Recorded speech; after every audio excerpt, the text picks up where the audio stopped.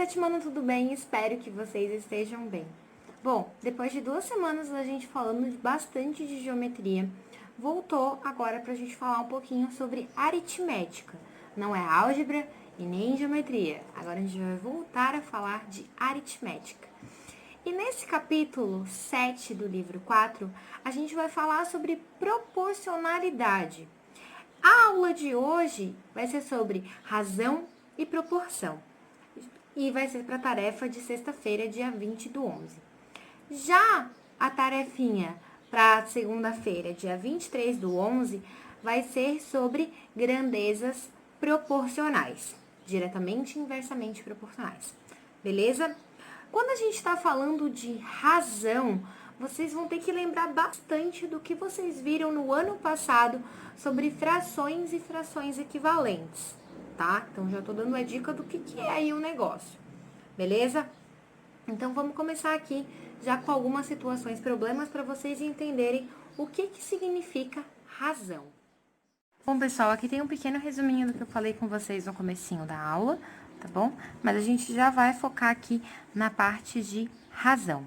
Bom, aqui a gente tem a primeira situação, tá? Joaquim tem 18 anos e seu irmão tem 6. Então, a idade do Joaquim é o triplo da idade do irmão. A gente poderia fazer assim, ó. 18 dividido por 6 é igual a 3.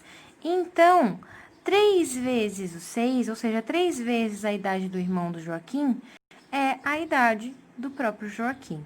Ok? Sei que parece bobo esse exemplo, tá? Mas é porque a gente tá ainda introduzindo o conteúdo, tá? Vamos olhar para a situação 2. Em uma festa, 100 pessoas foram convidadas, mas somente 80 compareceram. Olha aí. O número de pessoas que compareceram à festa em relação ao número de convidados é... Bom, a gente quer o número de pessoas que compareceram em relação ao número de convidados. Bom, se a gente considerar os convidados como o nosso todo e os que compareceram como uma parte desse todo, a fração que a gente teria seria 80 sobre 100. Não sei se vocês sabem, mas uma fração é considerada parte pelo todo. Por exemplo, se meu todo é 3 e eu pinto um só, então a minha parte é 1, meu todo é 3 e essa fração ela é 1/3. Mesmo caso aqui. Eu quero o número de pessoas que compareceram em relação ao número de pessoas que foi convidada. Ok? Então, a nossa fração seria essa. O que a gente tem que fazer? Simplificar a fração. Ficaria 8 sobre 10 e simplificando por 2 ficaria 4/5. Certo? Então, 4 a cada 5 convidados vieram na festa. Ou 80 a cada 100. 80% também a gente pode falar. Beleza? Uma razão nada mais é do que uma fração entre duas grandezas. O que são grandezas? Coisas que podem ser medidas, tá, gente? Por exemplo, a quantidade de pessoas em uma festa, nossa idade, enfim. A razão entre A e B, ou a relação entre os convidados que compareceram e os convidados que só foram convidados, né? Os que compareceram e os convidados, podia ser aqui A e B, beleza? Ou a idade do Joaquim e a idade do irmão do Joaquim. Esse A e B é só para representar de uma forma genérica, tá? Agora que vocês sabem álgebra, a gente pode e vai colocar letra em tudo, ok? Então, aqui, se A e B são...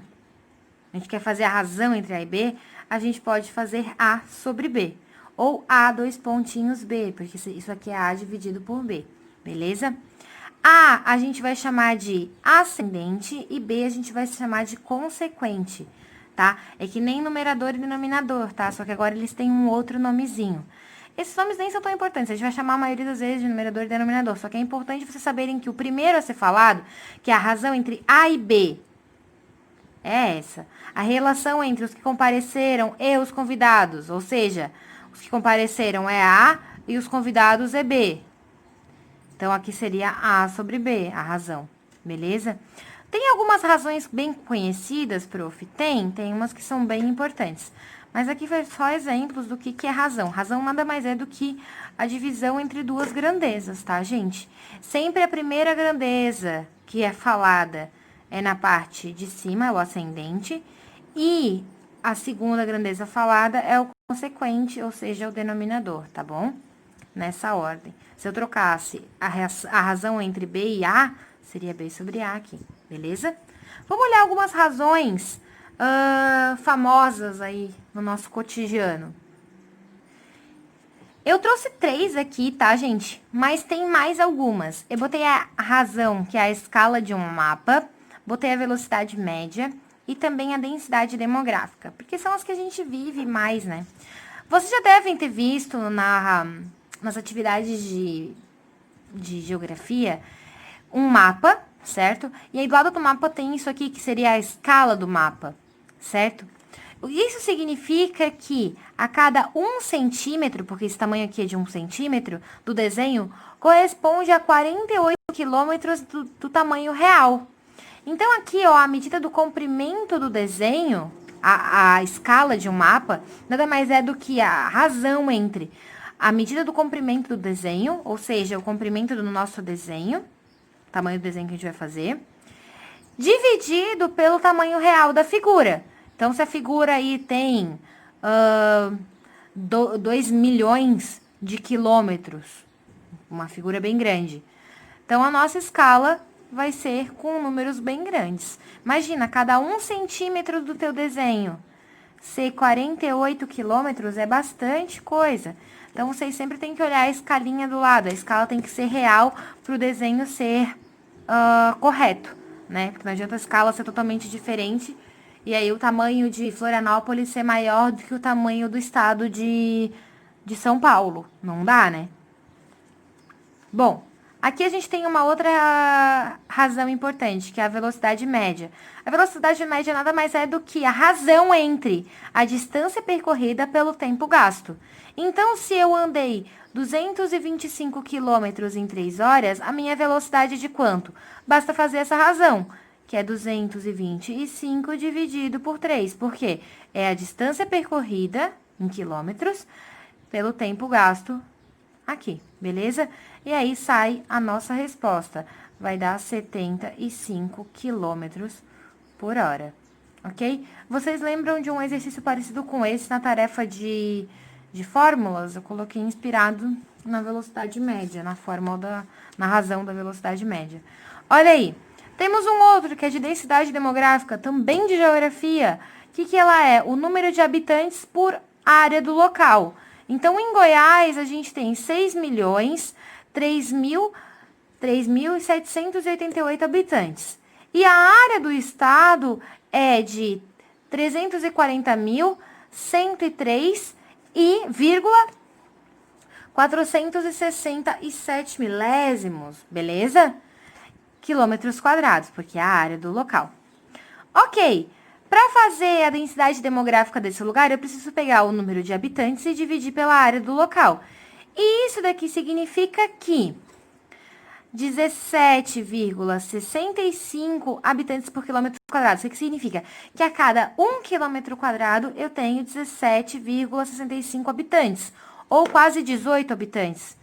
Isso é uma densidade razoavelmente pequena. Em São Paulo, a densidade demográfica é muito maior, porque eu tenho muito mais gente por quilômetro quadrado. Em compensação, a densidade demográfica do Amazonas é bem baixa, porque eu tenho pouca gente por quilômetro quadrado, porque o local, a área de lá é muito grande, e a quantidade de habitantes não é tão pequena, mas é menor do que o estado de São Paulo, por exemplo. Tá? Então, isso aqui significa 17,65 habitantes a cada metro quadrado. O que isso aqui significa? 72 quilômetros por hora, ou seja, que eu tô andando 75 quilômetros, certo? A cada 1 hora. Isso aqui significa o quê? Que cada 1 centímetro vale 480 quilômetros, beleza? Isso aqui é razão. Ok? Agora a gente vai falar um pouquinho sobre proporção. Bom, pessoal, para falar de proporção, eu vou ter que levar em consideração principalmente frações equivalentes. Se vocês não lembram o que é fração equivalente, nada mais é do que quando vocês simplificam, por exemplo, 10 sobre 30, e vocês simplificam isso para 1/3, essas duas frações são equivalentes. Por quê? Porque elas significam o mesmo valor. 10 sobre 30 é o mesmo que 1/3, ok? Então, para falar de proporcionalidade, a gente vai estar falando de frações equivalentes, ok? Vamos levar em consideração. Vamos supor que você está querendo fazer um bolo, e aí você acha a receita A e a receita B. É o mesmo bolo, é um bolo de chocolate, ok? Na receita A, vão 2 ovos e 3 xícaras de farinha. Na receita, fora os outros ingredientes, tá? Na receita B, vão 4 ovos e 6 xícaras de farinha. Agora, vamos dar uma olhada aqui, ó. Fazendo a razão entre os ovos e as xícaras de farinha das duas receitas, temos... Bom, a razão é de A com B, nada mais é do que fazer A sobre B. Se A é o ovo e B é a xícara de farinha, então, a razão da primeira receita seria 2/3. Já a razão da segunda receita seria 4/6, porque é o número, a quantidade de ovos sobre a quantidade de xícaras de farinha. Beleza. Agora, se vocês perceberem, essas duas frações aqui, elas significam o mesmo valor. Por quê? Se eu simplificar esta fração aqui, ó, eu vou ter a mesma fração da receita A. Então, quando duas razões entre as mesmas grandezas são iguais, dizemos que elas são proporcionais. Logo, a minha receita A, ela é proporcional à minha receita B, ok? Por mais que eu tenha achado ela em sites diferentes, é como se a minha receita B fosse o dobro da minha receita A. Por quê? Porque tem o dobro da quantidade de ovos e o dobro da quantidade de farinha, ok? Beleza. Aqui tem mais escritinho que é a proporção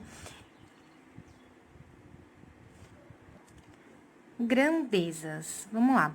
Proporção é uma igualdade entre duas razões, ou seja, entre duas frações também, tá?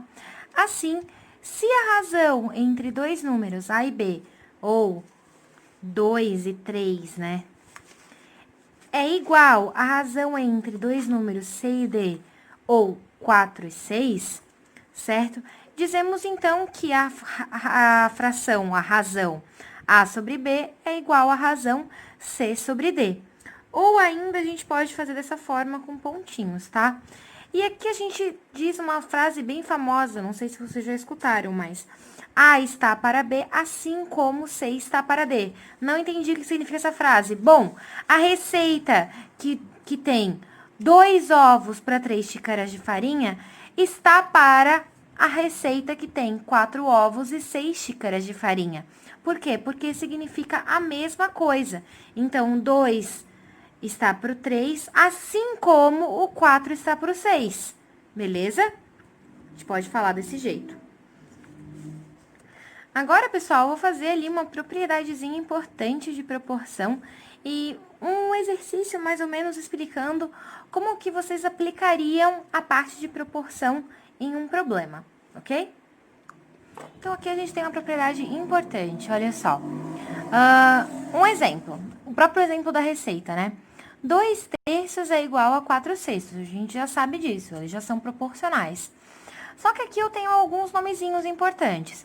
Esses daqui, ó, que ficam o primeiro de cima e aqui na outra fração o primeiro de baixo, eles são chamados de extremos. Já o denominador da primeira fração e o numerador da segunda, eles são chamados de meios. E a gente tem a propriedade, o produto dos meios é igual ao produto dos extremos. Por quê? Se eu multiplico esses dois que eu chamei de extremos, 2 vezes 6, isso dá 12. E se eu multiplico, se eu faço o produto dos meios, que são esses dois aqui, 3 vezes 4, isso dá 12. Então, eu tenho que o produto dos meios, esses dois números, é igual ao produto dos extremos. Nada mais é do que multiplicar esses dois aqui, né? Fazer um xizinho, beleza? Então, aqui, a gente tem a nossa propriedade.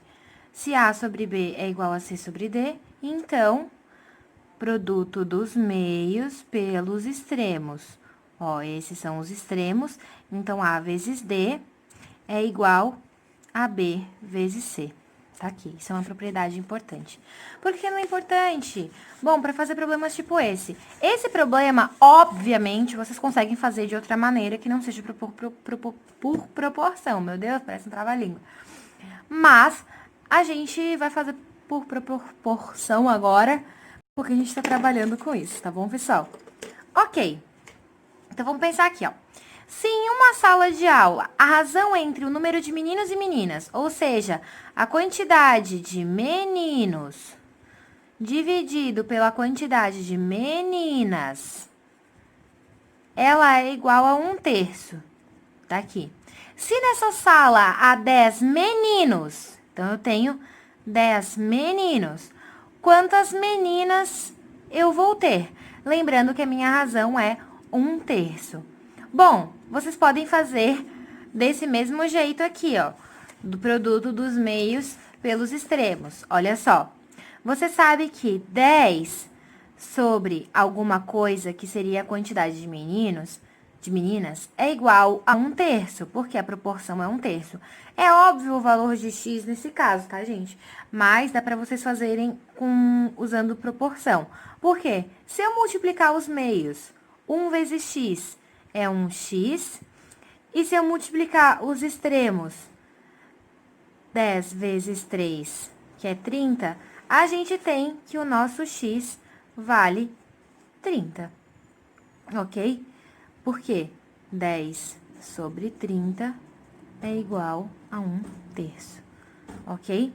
Então, a nossa proporção continuou igual, a gente usou a propriedade aqui, e a gente consegue dizer a quantidade de meninas só sabendo a razão entre meninos e meninas da turma e a quantidade de meninos ou de meninas, ok? Dá pra fazer de outro jeito essa atividade, prof? Dá pra fazer só com equivalência de fração, né? Mas agora, como a gente tá trabalhando com proporcionalidade, a gente vai dar ênfase nessa parte, ok? Então, ó, se 1 está para 3, 10 está para quanto? Se um menino está para 3 meninas, então 10 meninos vão estar para quantas meninas? Bom, multipliquei por 10, né? Se 1 tá para 3 e agora eu quero saber se 10 tá para quanto, basta eu pegar 1 e multiplicar por 10 e também multiplicar por 10 aqui embaixo e aí vai dar 30, ok? Mas a gente vai fazer sempre por proporção agora. Ok, queridos? As atividades do livro estão bem parecidas com essa daqui. A gente vai fazer lá no caderno de atividades extras de novo, tá? Vou mandar as páginas para vocês. E os exercícios estão bem parecidos com esse, tanto de razão quanto de proporção, ok? Lembrando, pessoal, se vocês tiverem alguma dúvida, vocês podem sempre entrar em contato comigo pelo Canvas, que eu vou tentar responder o mais rápido possível para vocês, tá? Nessa reta final, a gente vai trabalhar agora com razão e proporção. Na próxima tarefa, com grandezas proporcionais. E na semana que vem, a gente vai trabalhar com regra de 3 simples e regra de 3 composta, que também são conteúdos muito importantes agora que vocês estão no 7º ano. Beleza? Então, um beijo e até o próximo vídeo.